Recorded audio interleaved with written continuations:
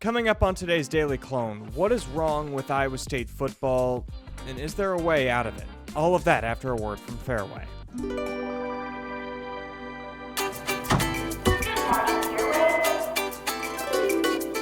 Good morning, oranges. Top of the muffin to ya. Potato salad. We still on for lunch? Great. Sliced bread. You're the best thing I've seen since, well, you know. Oh, hello. Don't think I forgot about you. Friendly at Fareway. It's more than just a name. Welcome into the Northwest Bank Studios for the Daily Clone here on a Monday, presented by Fareway Meat and Grocery. Losses like Saturday are really tough to swallow. I don't like them, nobody likes them, and one way to get over a loss like that is a nice comfort meal from your local Fareway Meat and Grocery. We appreciate their support of the Daily Clone. Today I'm going to do something a little bit different. With the women's basketball home opener and the men's basketball home opener today, I'm going to be at Hilton Coliseum from about 10 a.m. to probably 10 p.m. So I'm not going to date this show and preview either of those two games. Instead, be sure to check out Cyclone Fanatic on YouTube and all across our social medias and cyclonefanatic.com for all of the game coverage from myself and Rob Gray. My game coverage brought to you by Fareway. Again, they're awesome. So what I'm going to do is I'm going to monologue a little bit. And I'm going to monologue about the current state of Iowa State football. What is wrong? 4 straight losses. One of them to Colorado, a team that has looked awful since they beat Iowa State. Another loss to Arizona State without their star quarterback, without their first-round pick in the NFL draft, Jordan Tyson at wide receiver.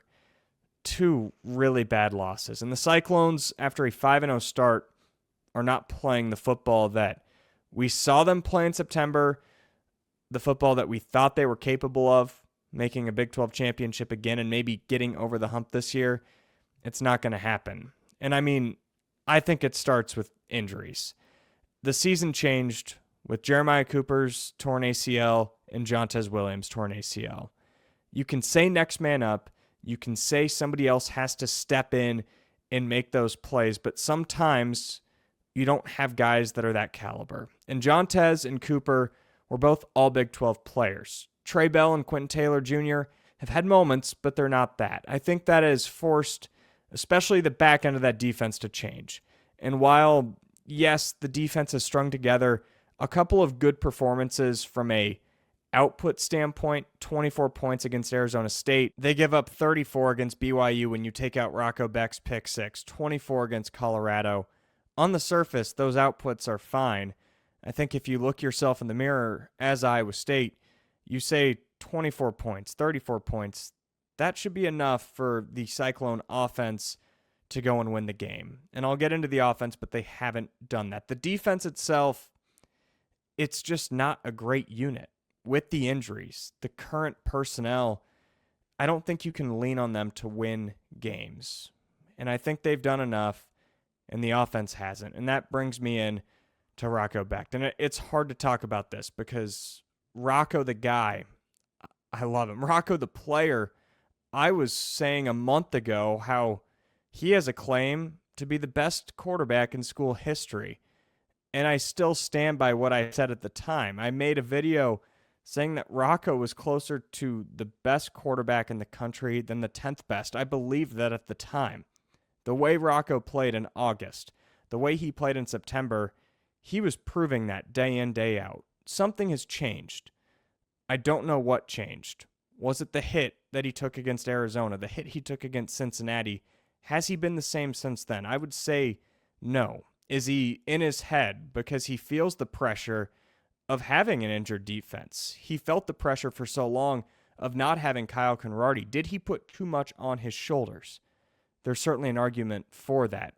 No matter what the argument is, Rocco Becht has not been good enough for Iowa State to win these football games. And you can see that on his face when he talks to us in postgame.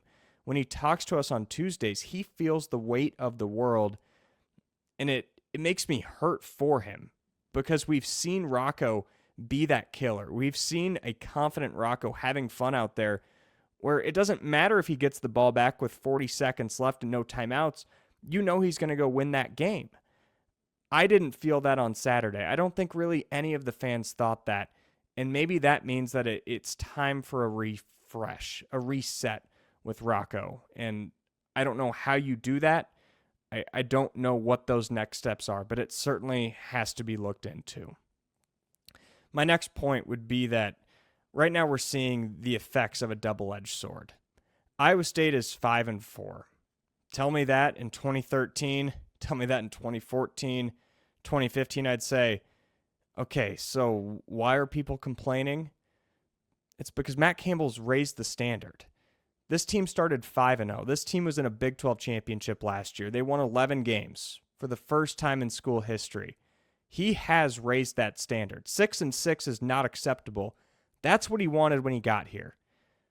But when you demand that, when you do raise the standard, the expectations are raised, and fans will get disappointed in stretches like this. Fans will get angry in times like this. And if you're Matt Campbell, you kind of have to accept it. This is what you wanted, and this is what he's built. Now, can Iowa State get out of it? Absolutely.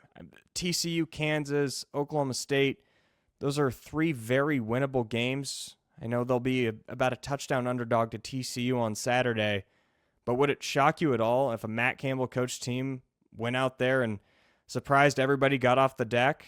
It wouldn't me. I'm not going to pick them to win, but it wouldn't be the most shocking result in the world if Iowa State did go out there and find their groove again. But at the same time, this Iowa State team lost to Colorado. Look at what they've done since. It's not good. Iowa State very well could lose all 3 of these games because, as Cooper Ebel said on Saturday, he doesn't feel like any team has beat Iowa State. I'd argue he's right. I mean, I think Cincinnati was certainly the better team in Nippert Stadium way back at the beginning of October. But other than that, Iowa State shot themselves in the foot against Colorado. They did it again against BYU. They did it again against Arizona State.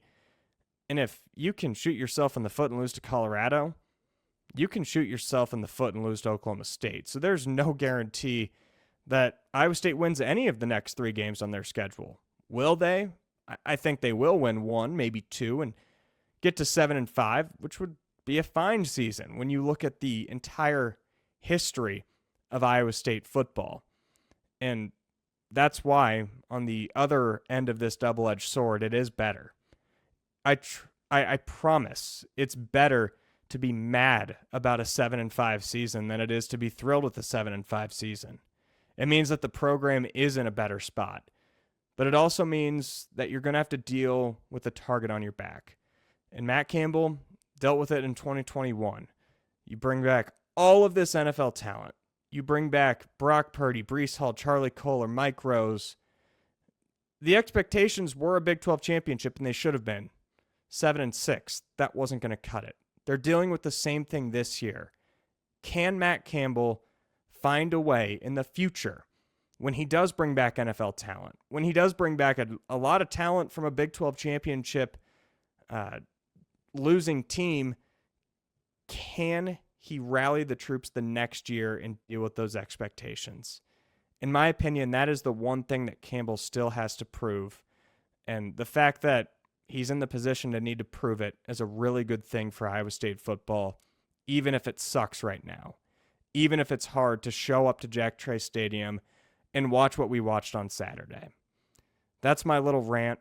I hope that the Cyclones can rally, get off the deck.